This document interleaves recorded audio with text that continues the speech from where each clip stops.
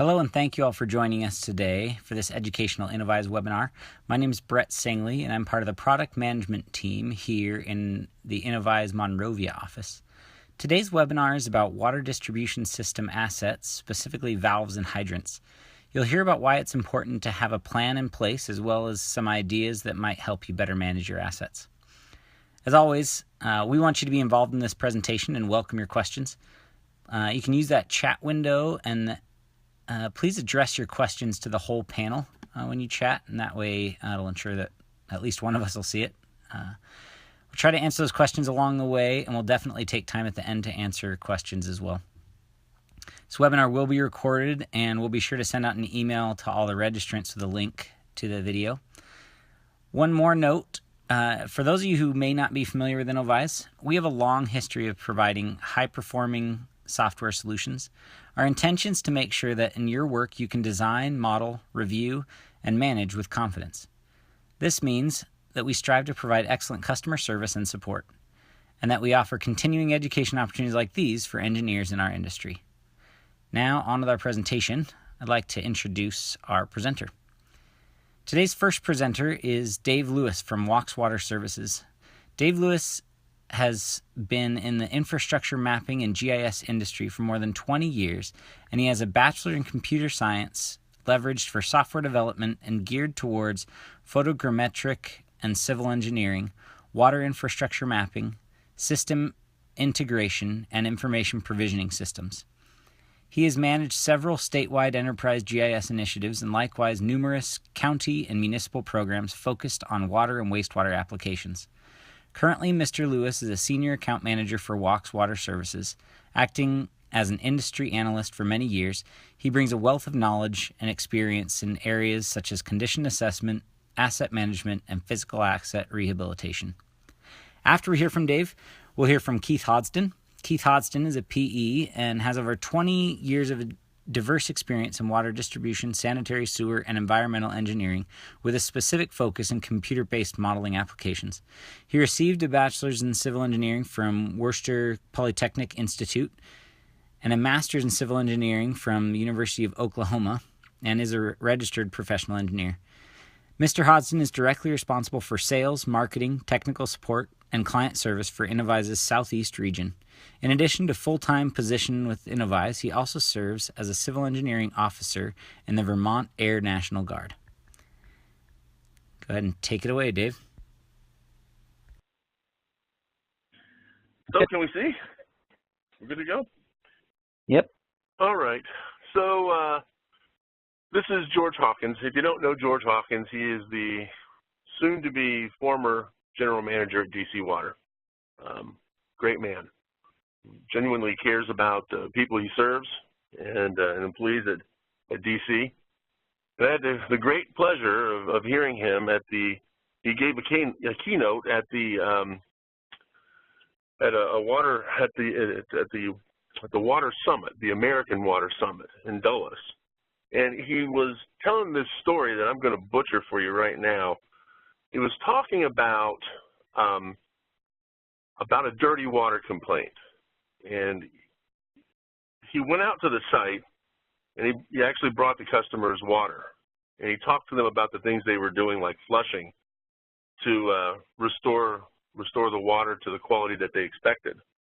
And he was talking about how disruptive this is on a local scale. You know, it's disruptive because people don't have water that they can use. But it wasn't widespread disruption and didn't have a lot of visibility. And then he talked about a water main break that was disruptive on a larger scale.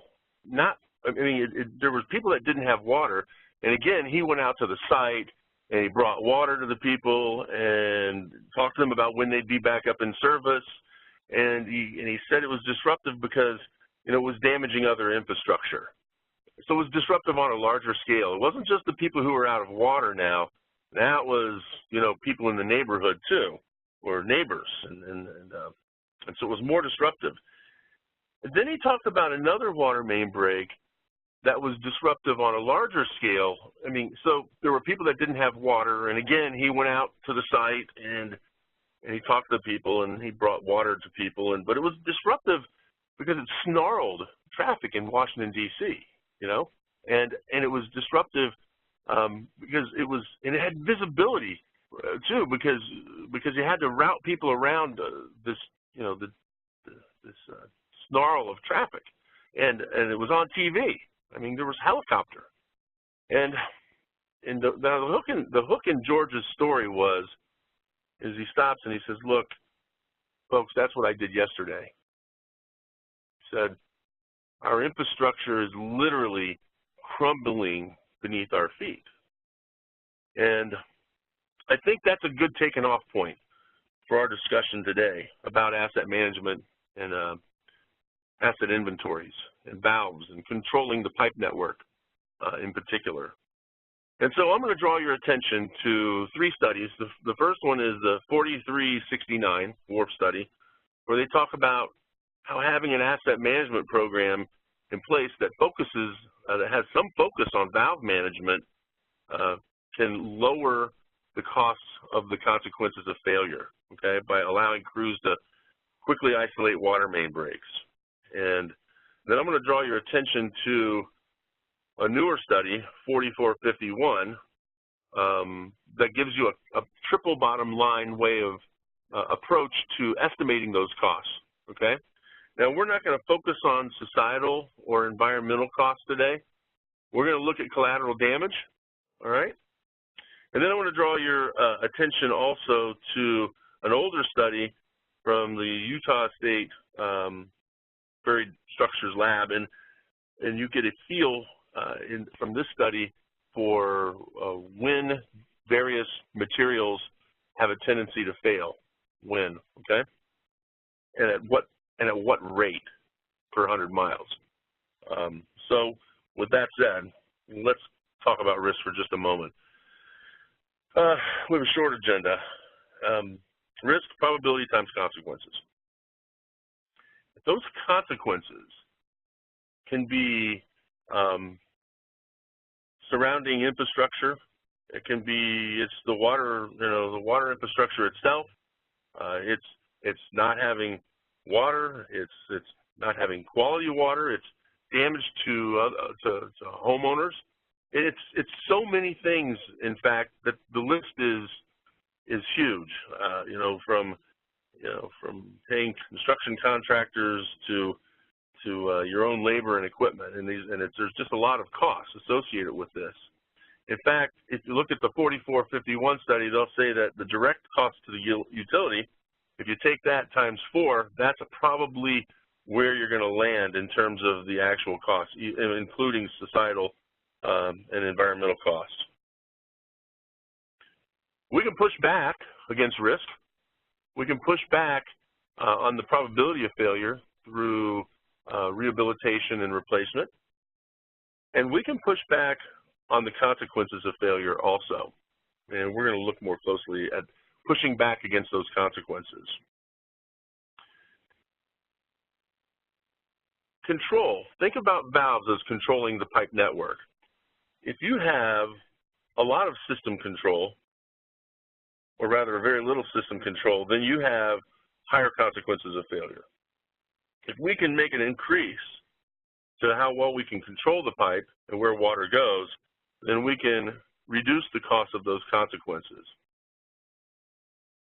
We have a key performance measure for the level of control that we're going to look at here in just a few. To control pipe, we use physical assets and we use information. On the asset side, we're looking at valves in terms of whether we can find them, whether we can gain access to them, and whether they mechanically operate. On the information side, we're saying that usable information is accurate, it has meaningful content, and I have access to it. When we look at closer at the usability of physical assets, there's a mechanical aspect. Sometimes mechanical defects or wear and tear can cause problems. Accessibility, all sorts of problems from being buried over and paved over to having plates and cars on top of them. And of course, can we find it? And there's a possibility that in a lot of systems, you could have up to 40% of these valves that you can't use for some reason or another. Either you can't find it, can't get access to it, or there's a mechanical defect. Supposing that you had a Hollywood, we call this Hollywood because when the water shoots up that high, you're always on TV. But supposing we have this Hollywood event, the first thing I would do is pull a map. Now, supposing my maps were these cards. I have an event located here. I pull another card. I pull another card until I find the end. It's a dead end. I see that there's a valve at the bottom here. I go to the valve, except the valve doesn't work. It's paved over, let's say. So I pull another card, and I go up that main, and there's another valve. Only this is also paved over. I go to the valve behind it. It works. I pull another card. There's a valve here. It works. I pull a card. The valve works. There's one across the street that works. Only I pulled another card, and really this was a dead end too, and I didn't even need those valves. And in fact, this card has been superseded by another card, and I didn't need that valve either. So I pull another card, and I find a valve, and it works. And so what happens in this water main break is that I have duration that is increased because I had the duration of the event, the time that water flowed from the breach was increased because I had to use those 9 flat cards. It was also increased because I went to 7 valves to close the 2 I needed. And my footprint in this case is 19 fire hydrants because I have the valve that's right behind my dead end that didn't work. If I had just one change to make and just make that information, now I can see that there's a valve right behind my event, the red valve, that doesn't work. So I don't go to it. And I don't go to the backup valve because it doesn't work on this side. And so I can see that I need 2 valves. I can see where the dead ends are, and I just go directly to those 2 valves. So I lower the duration because I only used 1 GIS, and I lowered the duration because I only used 2 valves. I still have a footprint of 19 fire hydrants, however, okay? And so in a third scenario, if I have usable information and more usable assets, then you can see I make a strategic repair here, and it reduces the footprint, and it reduces the duration because I only go to 1 valve. And so I take out much fewer fire hydrants. So that's the basics for control. When we look at measuring control, we used to look at these. We used to envision the asset inventory as being a paper task, or a task that you would go through a database and say, oh, these are the assets I have in the inventory, and then later we would go out and inspect them. But we're starting to look at the asset inventory a little bit differently, as more of a field operation. Let's get out there and find out if we can, let's inventory our information while we're out. And do I have information that actually gets me to the valve? And if I get there, can I find this thing and get access to it and operate it? And as a measure of control, what we're talking about is an 8-minute period. That's about how long it takes to close the average valve being about 8 inches, okay? So about 8 minutes, can you get out there with some maps and a pickup truck and a valve key and operate this valve? So that's a way to measure this. If you look nationwide, and this is based on about 1 million valve records, okay, around the nation in these areas, what you see is that on the average, usability sits at about 60%. Usability of the assets, okay? So that's the valve asset. 60% means that 2 out of 5 of these valves are not usable. 60%, let's say your average valve isolation is 4 valves. A 4-valve isolation is typical. Then 60% of the valves would give, times 4, would mean that only 2.4 on the average would work. In other words, you're backing up all of the 4-valve shutdowns. 60% of 3 is 1.8. You're backing up all of those isolations. 60% is a difficult number. So let's look at using this as a measure. So, I'm talking about this key performance measure, this indicator, being what's the percentage of valves that I have that I can operate in 8 minutes. And when we look at the inventory as an opportunity and as a program, we would say it looks kind of like this. Establish that percentage first pass, prioritize some repairs, and then track that percentage over time, and make some strategic repairs after that, and sustain it as a program. Take a look at this. As a note, when you have things that don't work, it's pretty typical for them to fall in clusters, okay? And clusters because of paving projects. Maybe you have localized mapping problems that cause you to have unusable valves. And mapping problems do cause unusable valves. If you take a closer look at this cluster that we have here, you'll see that it's in front of a school, okay? This is the area of focus. It's an elementary school, and it's backfed. So this elementary school is fed from, from the north, and it's fed from the west. And you'll notice there's 2 of these green dots here, and that's part of that cluster. There's really 3 valves here that don't work. There's another one just up here, or I'm not saying it doesn't work yet, but there's another work order open. But these are unusable because they couldn't locate them. And just looking at this, you'll wonder if I can't find this valve, but there's a valve right here. I'm wondering how important this valve is. Okay, there's a valve here, and there's another valve right next to it.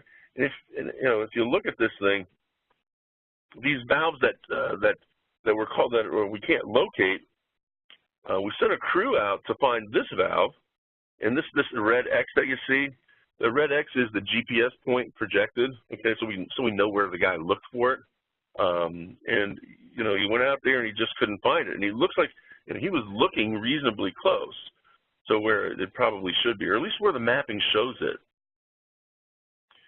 And you see that the other valve that he couldn't find, he actually went out there twice looking for this thing, and again, he looks relatively close. I don't know, the sidewalk's probably 4 feet. I mean, he was definitely looking within 12 feet of this thing with a metal detector and couldn't find it. And there's this process that you go through when you're in the data capture process or the GIS conversion process. You go through a process to convert construction drawings into GIS. And we all went through this many years ago. And the process is to go through the construction drawings and then using some precision input based on the stationing, input the geometry, the water mains and valves and hydrants and all of this. And at the end of one construction area, it might say, you put a 6-inch valve, or in this case, let's say, put a 12-inch valve and a cap right here. And then in the next project, they tell you to remove it. And, that's an easy GIS type error to encounter, okay? So this is a problem. This valve probably doesn't exist. Same thing with the other valve that we were looking at. It probably doesn't exist. The valves are both, for the most part, unnecessary. They aren't critical for control. There's a valve right down the street, and there's another valve just up the street. So these are probably GIS type errors. Supposing that we have, here's the other, you can now see the other green dot, there's another cluster of, it's not really a usability problem so much as it's just an open work order, needs to be raised. It doesn't mean it's completely unusable. But let's say that we have a main break here. It looks like it's a 2-valve isolation, right? It's a two-valve isolation because we don't need to operate this valve because this is a dead end, okay? Pretty straightforward. Over here, we have a three-valve isolation by design, but you see there's these small blue dots. These valves haven't been inventoried yet as of the time of the production of this slide, but supposing we just assume that they work, then what we would have is a three-valve isolation, these two valves and this valve over here. Now, this valve was inspected, so we know it's a 12-inch, and we know that it has 38.5 turns, clockwise closed, and we also know that it's 30 inches deep, so we don't need any special tools to get on this thing. Over here, though, by design, it's a three-valve shut if we believe that this valve and this valve are supposed to be there. And so that's the isolation, but we have these two unusable valves, so now we have to back it up, right? And so if you look at, we verified this is still a three-valve isolation. It did include these two we couldn't find, but we've just backed it up, and it's these other two. And you know, if you remember the photograph, there's some water over here. You can see the service lines. Nobody else goes out of water. In other words, it's the same footprint in terms of the number of people who are impacted, right? And it's the similar duration because we would just go to three valves. And that means that those, getting to the bottom of those cannot locates is probably a low priority, okay? But the key here is we have to know. I mean, we have to have some usable information. Somebody has to have access to the fact, which is that these couldn't be located using, a magnetic, using a metal detector. They couldn't be found in the field. And the guy searched for a while. In fact, went out twice to them, and he looked in the right spot. So even if you look where the mapping shows that you're going to have difficulty finding it. So, but it's a low priority to get to the bottom of it. And that's a good approach for prioritization, actually. And as we explore prioritization, there's a number of priorities, right? But the biggest priority is to reduce the duration and the footprint of these water main breaks. There's a lot of things that we can do that make sense. We just looked at an example of prioritizing specific work orders.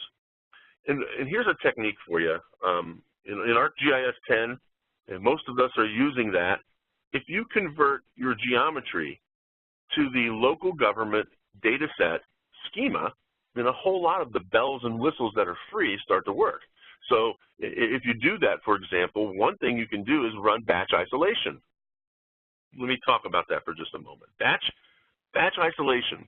If you have a number of valves, you conduct the inventory, and you find out that there's some that you can't access, for whatever reason, there's some that mechanically don't operate, and you're considering replacement, you have these issues. One thing you can do is select all of the valves that don't work, and then select all of the pipe that's connected to it, and then run the batch isolation. And what batch isolation will do is it'll return the number of valves that you need to isolate each pipe segment.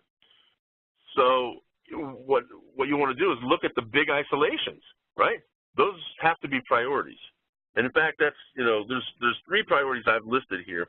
Addressing excessive turn counts in isolations because they have huge impact on duration. Eliminating large system isolations, and work hard where we're likely to have failures. Those are three things that we can do to have that have impact. In other words, when I say work hard where a pipe is more likely to fail, what I mean is close out more of these more work orders. So reduce the isolations to as near design as you can get.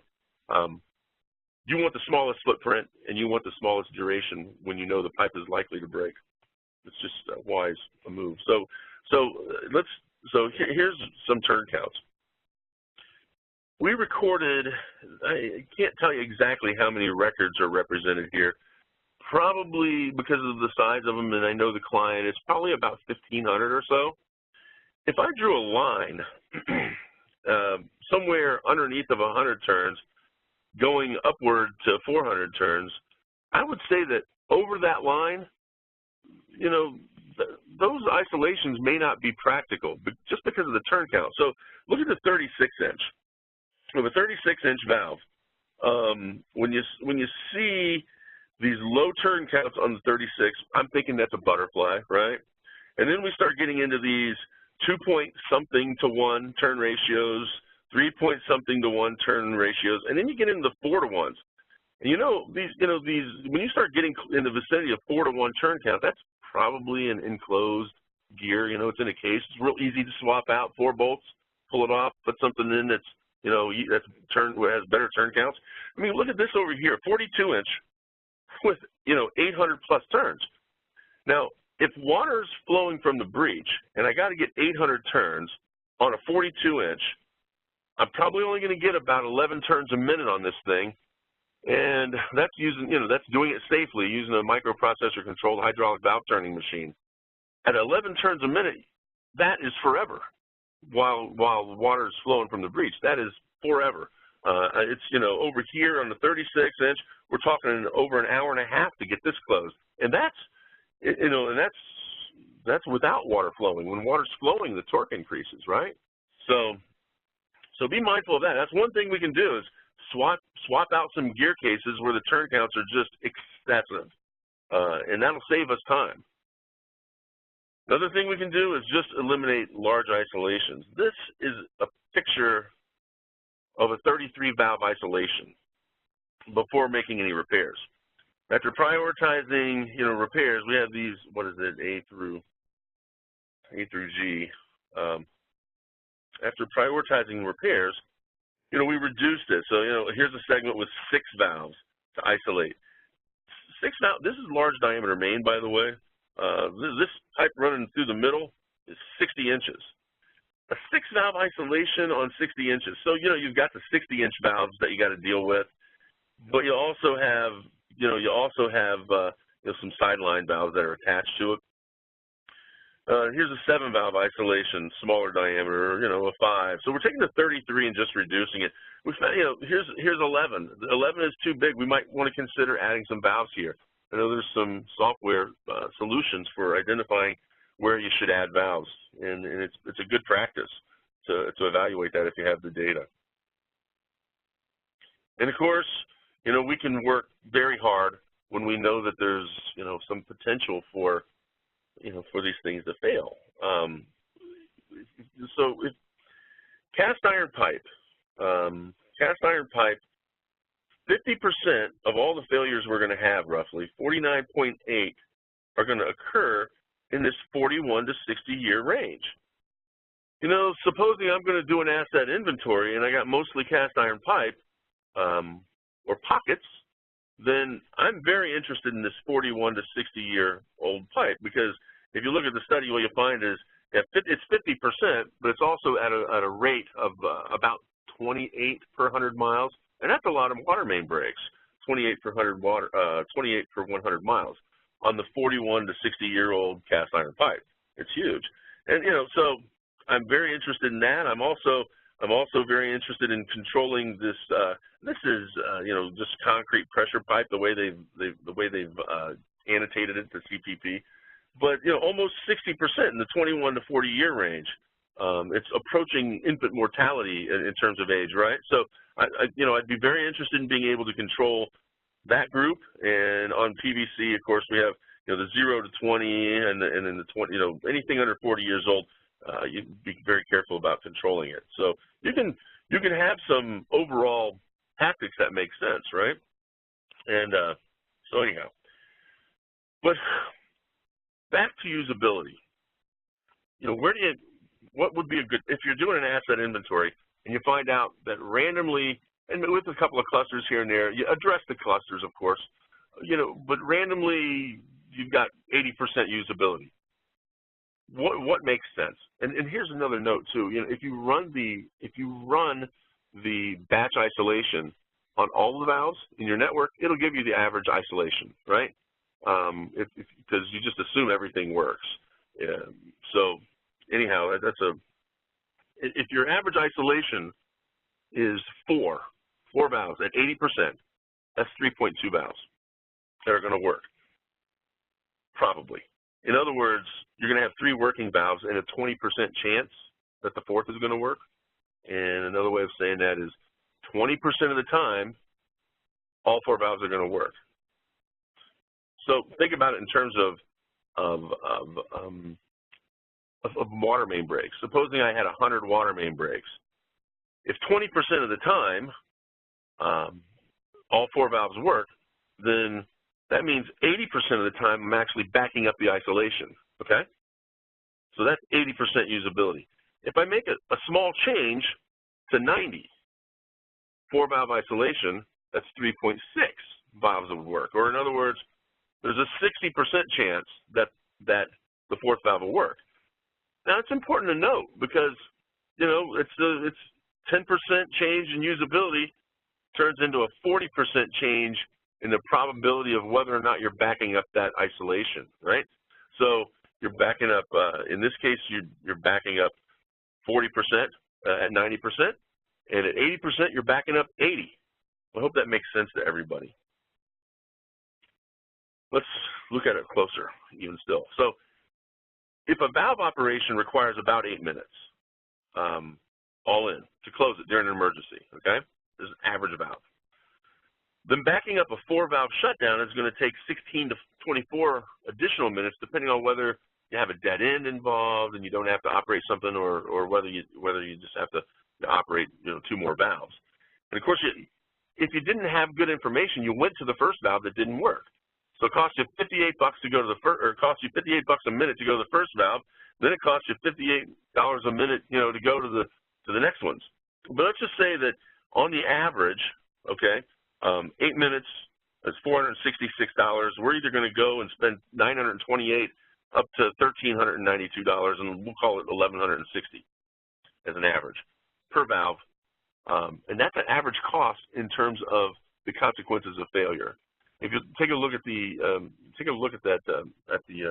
triple bottom line study, and what you'll realize is that a good estimate of collateral damage is about $3,500 an hour at about 1,000 gallons a minute, I think.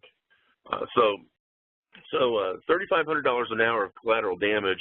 That's how we arrive at we've arrived at the $58 a minute, or the $466, you know, per valve operation, basically.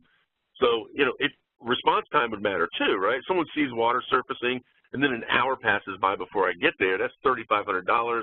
Another hour before I can get this thing completely isolated. You know, now all of a sudden, my average cost of collateral damage is going to be floating around $7,000, right? So anyhow, just saying that these are the numbers, the $3,500 an hour, that's $58 a minute, and we're going to go to either 2 or 3, we'll just say it's somewhere in between, $1,160. Then if we had 100 water main breaks a year at 80% usability, we're backing up, remember, 80 isolations, because it was 3.2. 3.2 valves work, 20% of the time I don't have to back up, 80% of the time I back up, that's 80 isolations at $1,160, or about $92,800 annually to repair collateral damage to other infrastructure at 80%. If we were at 90, okay, if we were at 90, then we would only be backing up 40 times. That's 46,000.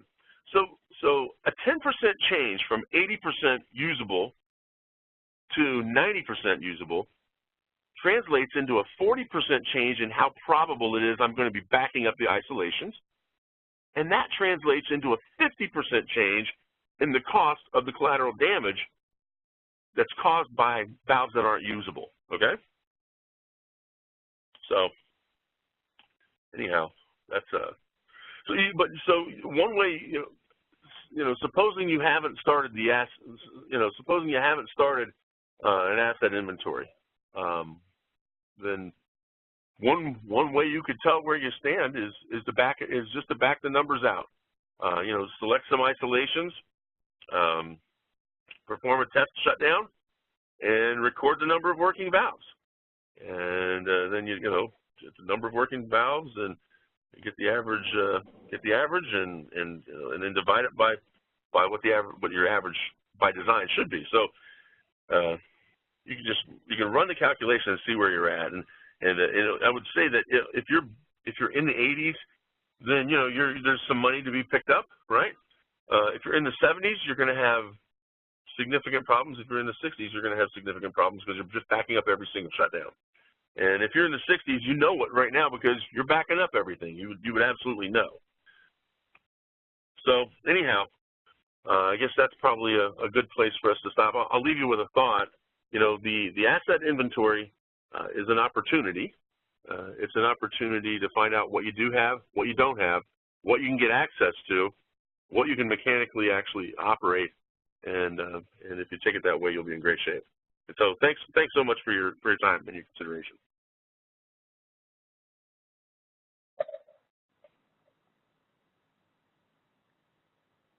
Thanks so much, Dave. Keith, it should be yours to control now and start sharing. Please.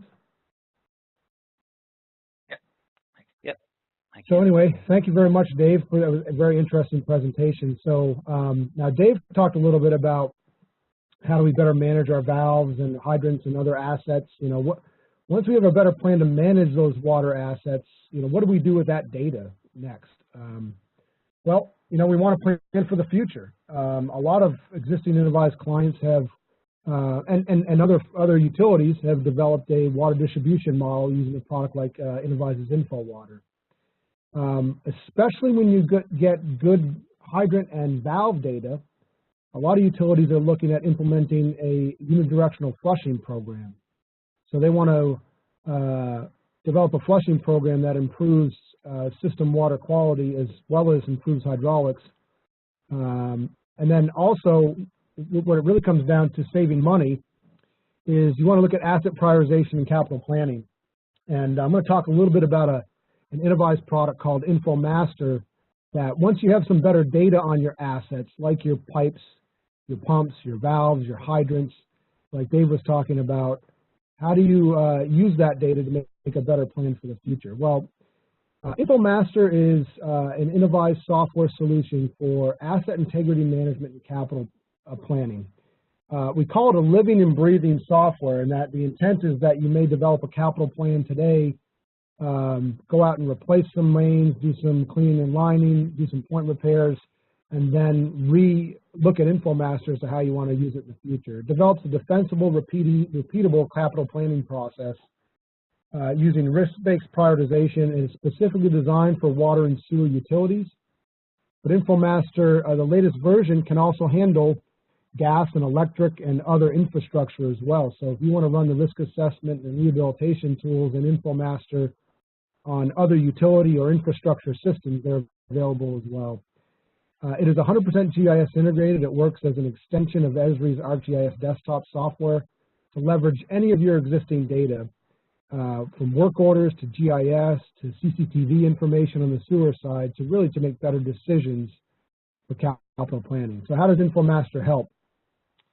It helps organize your capital and operational actions and costs. On the sewer side, you can actually bring in CCTV data as well as videos and pictures to help in the decision process. A big feature I'm going to talk about today is valve and pipe criticality analysis.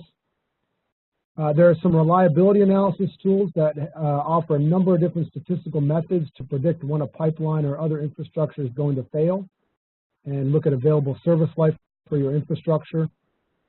There's an InfoMaster tool called the Lifecycle Cost Analysis Module, LCCA, for looking at what it's going to cost to replace your assets and what the optimal replacement age is for each of your assets. InfoMaster can do some risk analysis, looking at your consequence and likelihood of failure and combining those together to get a risk score for all your infrastructure. Can also assist in developing a customizable rehab decision tree, help you organize and prioritize and track projects, and then view your data any way that you'd like. One big feature I want to spend a little bit of time talking about today in InfoMaster is the ability to find where your most critical valves and pipes exist. So essentially, this ties in nicely to what Dave was just talking about, that in this particular screen, if I have one pipe fail, InfoMaster will tell me how many customers are going to be without water, or maybe how much my total system demand's not going to be delivered. So if you look on the right side of this screen where it says Bella Casa, if that one pipe was to fail, in this example, I have to do 3 valve isolations. Well, as Dave mentioned, there may be a case where that one pipe fails and I've got to actually operate 10 or 15 or 20 valves. That pipe might be, because of that, more critical than another similar size, similar material pipe in your system. So a great feature of InfoMaster is the ability to determine if a pipe or valve was to fail or not operate, how much of the rest of my system is going to be without adequate water service. And you can compile that in terms of number of laterals, number of liters. You can even sum up the amount of total system demand that's not being delivered if a pipe or valve was to fail. And that really quantifies the consequence of failure for looking at your risk assessment. What it will do is break down the system into a number of different suck-down areas or isolation areas as shown in this map, this nice GIS-looking map, where I have, up at the top here, I have an isolation area that we were just looking at the last map, and there may be some areas that are larger and smaller, or smaller depending on the number of valve isolations. InfoMaster also has some reliability analysis tools. These are some advanced statistical methods for looking at when a pipe or a piece of infrastructure will fail, what's the probability of it failing in year 10, year 20 versus year 50. And it can implement one of 6 different statistical methods that, getting into the details of these is a little bit beyond this presentation, but you can do either a cohort or regression statistical analysis on your data, even if you have some limited amounts of data, to try to project when a pipe or when a piece of infrastructure is going to fail and what's its available service life. At the core of InfoMaster is the risk analysis capabilities, where I can look at likelihood and consequence of failure. So likelihood could be based on age and material. Consequence could be based on the criticality of that pipe. If I'm losing service to a hospital or school, if it's in a high population area. And likelihood times consequence gives me a risk score. So what we're really trying to do is to put each piece of infrastructure, each pipe, each valve, each hydrant, into one of 5 different buckets: negligible, low, medium, high, or extreme risk. And extreme risk are infrastructure that we really need to plan for in your capital improvement program. Those are valves and pipes and hydrants that we just really can't afford to fail. Whereas negligible risk, maybe you wait for a problem to arise before you go out and facilitate a repair. InfoMaster also has a customizable decision tree that's built in. So once I have my risk scores and I have all the information from my GIS, maybe I bring in some work order information, I can develop a customized decision tree as to how do I want to rehab my system. What criteria do I want to use in determining when a pipe needs to be replaced versus when to do point repairs versus when do I do no action. Maybe if a pipe is not a very critical pipe, then it is okay to take no action and to have a reactive process. But it's a customizable decision tree that allows you to deploy any logic and develop a defensible, repeatable capital planning process. Last feature I'm going to talk about with InfoMaster is the InfoMaster Lifecycle Cost Analysis feature, where the intent of the LCCA function is to determine what's the economic service life for an individual pipe or individual piece of infrastructure. So it tries to find the optimal replacement year that will minimize my total operation costs on an individual basis, and then you can compile that into a system-wide program for when do I need to rehab and replace my system. The intent is to develop the most cost-effective and efficient methodology for rehab and capital planning. So to dig a little deeper into what InfoMaster LCCA can do, it helps you look at the operating cost and maintenance cost for each piece of infrastructure. So hopefully you can come up with a reasonable estimate as to what does it cost to operate and maintain this valve, this hydrant, this pipe, for example. It also looks at what's the risk cost, and that risk cost is going to go up over time. So that risk cost can incorporate, you know, if I allow that pipe to fail, what's my total risk cost going to look at? And so that will we'll dig into the risk assessment that we just looked at, looking at the likelihood and consequence of failure. That risk of that failure is going to go up over time. So operation plus maintenance plus risk is your total marginal cost for that pipe, and that's going to go up over time. It's going to cost more in terms of operate and maintain. The risk is going to be a little bit higher. Well, on the other side, the capital cost, if I amortize that over a number of years, and I put off replacing that pipe, it's going to assume that if I put that money in the bank, then that money's going to earn me interest over time. So if I can avoid spending that money till later on, that actually the amortized cost over the number of years is going to go down. What we attempt to find is optimal replacement age for every single piece of infrastructure, in this case, looking at water mains. So that optimal replacement age is not going to be where the capital cost and total marginal cost lines cross. It's probably going to be at a slightly different location. So here's a couple of graphs you'll get with the InfoMaster LCCA. The one at the top is for an individual pipe where it's showing me what the optimal replacement age is and what the cost is going to be in year 53 versus what the cost would be 2 years later or 5 years later, and how much that cost is going to increase. And then down below, you can actually look at a formal budget. I can look at my marginal costs, my capital expenditures, and hopefully over time get a better handle on managing my assets by looking at replacing infrastructure before it's past the optimal replacement age. So this InfoMaster LCCA provides a lot of great data to justify your rehab and replacement programs. So with that, that's all I have for today, and I want to open it up for just a few minutes. I think we've probably got about 5 minutes left for questions. Brett, I don't know if we have any questions online right now. I haven't seen many. There was a question earlier about unusable valves while Dave was talking. It says these valves include both broken valves as well as ones that cannot be located.